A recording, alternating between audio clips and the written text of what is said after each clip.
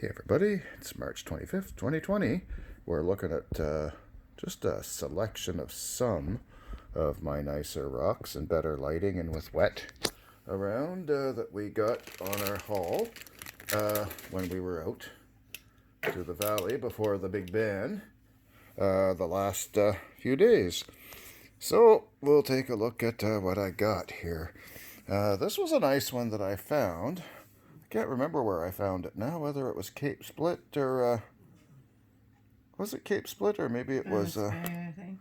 yeah, Maybe. Bennett's Bay or the other one there, Gulliver's Cove. I don't think I got it at the last place there. Maybe I did. Yeah, I think I did get it that night at on Long Island. I find it kind of looks like a Buddha sitting there meditating. I don't know. There's something. I wish it could have sat more this way so it looked like a pot belly of him sitting there. But somehow he wants to be with something drawing attention to the left, so we'll go for that. And that's one of them.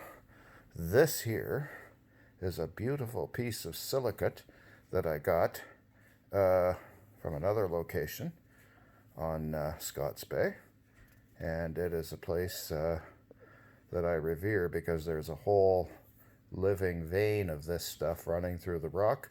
This broke off some time ago, but long enough ago to have gotten weathered along some of its sharper edges. Usually when you see it fresh broken, it's very brittle and sharp, almost enough to cut you. And I think this is some of the material the First Nations folks used to mine and knap years ago for tools and weapons and arrowheads and so forth. Beautiful, beautiful stone. And what's nice about this is if I put a light even against this stone side, it will actually go right through it. So that's just a very thin veneer of maybe growth, organic or something, but I got a funny feeling if I took a wire brush to it, it would come off, but I won't do that because it'll just ruin the effect of it. It's beautiful as it is, and it sits just like that vertically, and that's been by my bed ever since I got it. This is a Cape Split find, so beautiful, bubbly. We used to get this in purple, but now it's gray, and I guess that's the new fashion for this year.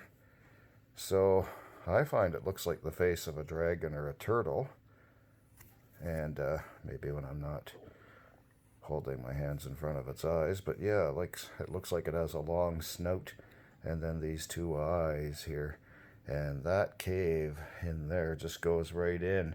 I tried putting my mouth over one hole and sealing up like I'm doing mouth to mouth and blowing into it, and it doesn't seem to make any action coming out the other side. I haven't tried for sure filling it with water yet, so I could do that at the sink, I suppose, for a final test and probably more true.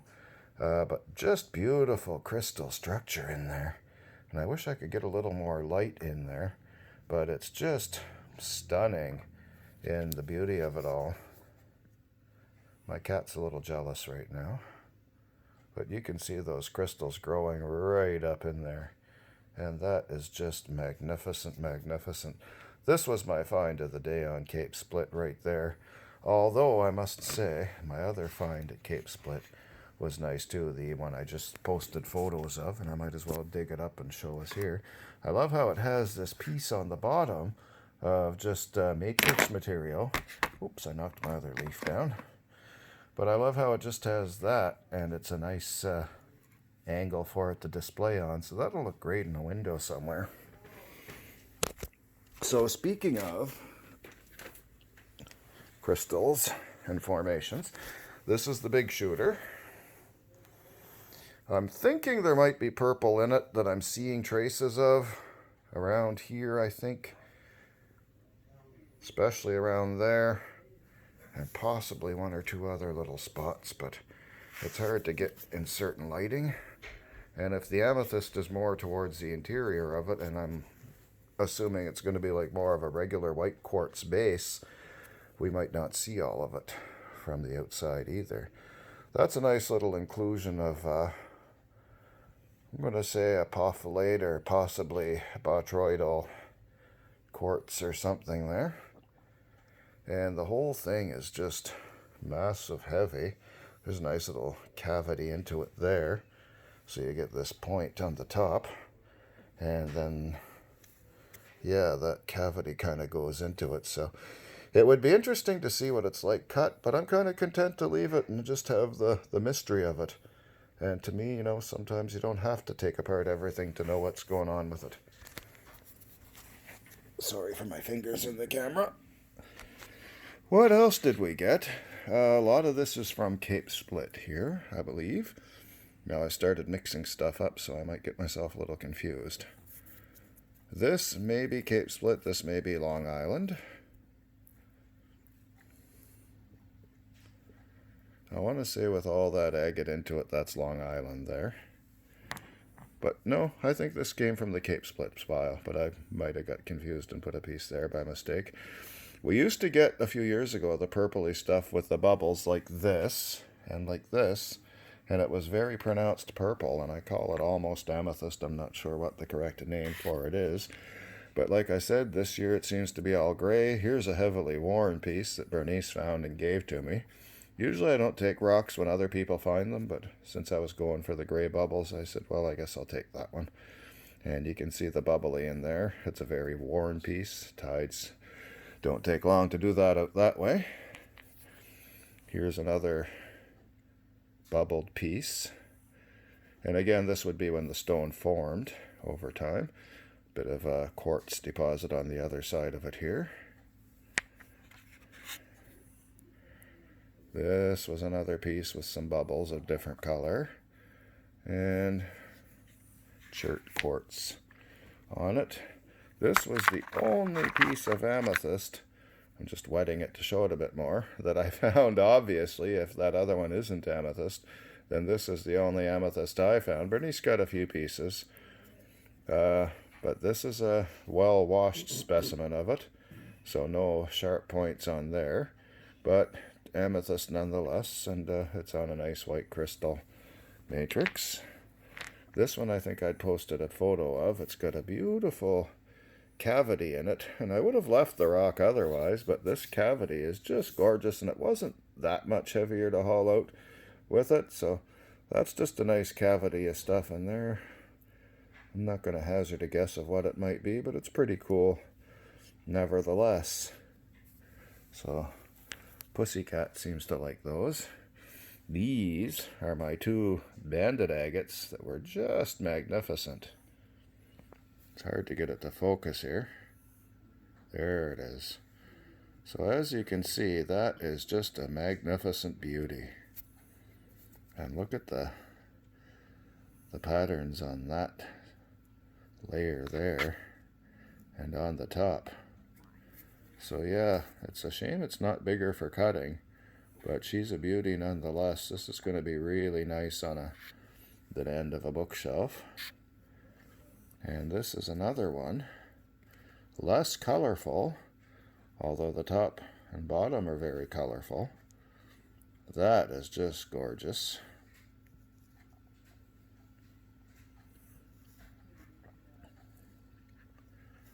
So we have really nice banding in there and fortifications. And did I look at this one? I think I may have. That's just another bubbly piece there. Excuse me. And the last, these are more from the southerly end of Long Island on Digby Neck.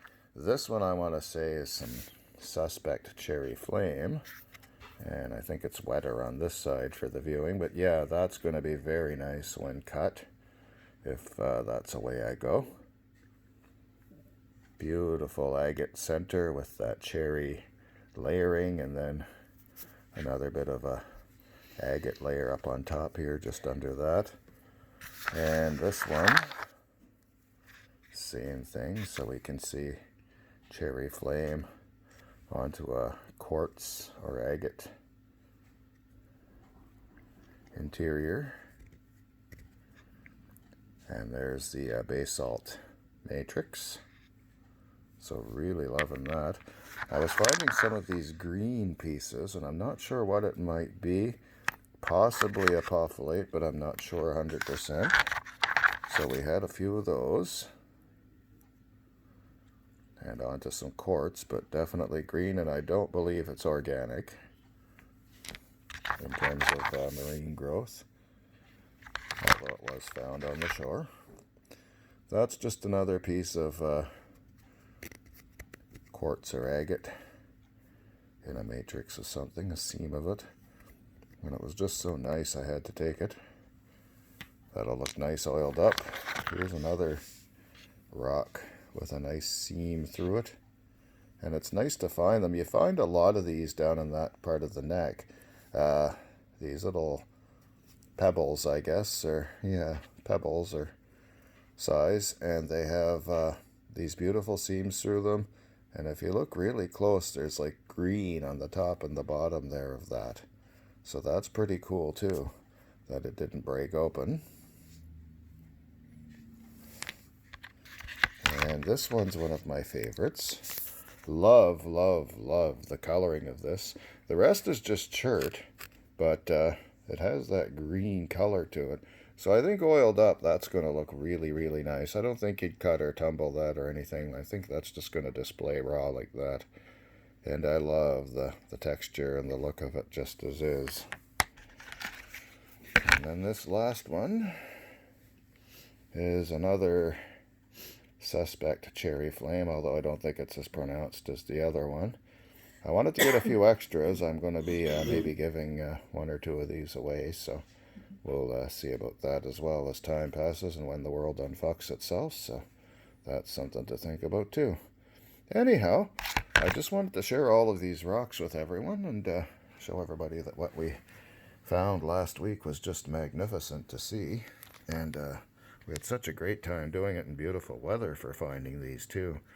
You can almost see the transparency of this one here as I move it around. And it's just gorgeous, gorgeous. I love that. It's so smooth. It's like glass. Very, very fine grained silicate. And I don't know if it'll show wet now that my hand's a little wet. It doesn't really look any different except it's even shinier. And I love the texture. Like that's almost like the skin of a leaf there. And then it gets really smooth out at the end.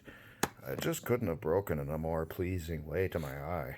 So I was hoping to find a bigger chunk, but that's the chunk that I got, and that's the chunk that I need. So everything you get on the shore, it's not about what you take home. Sometimes it's about what you leave behind. And I can tell you for a week, we left behind a lot of anxiety of what was going on and in the world around us these days. So it was worth it just doing that. And if I found no rocks, it would have still been worth it. But we got all of this and quite a few others besides. But this is what I decided to pull out of the bag and show you. And now when we move into our new place, we're going to have to decide how to arrange all of these wonderful things. And someone is going to have to find new places to sit and enjoy the ample sunshine and make new nests and put all fresh fur everywhere because it's a new apartment, brand new. So with that, we'll sign off and wish everybody well.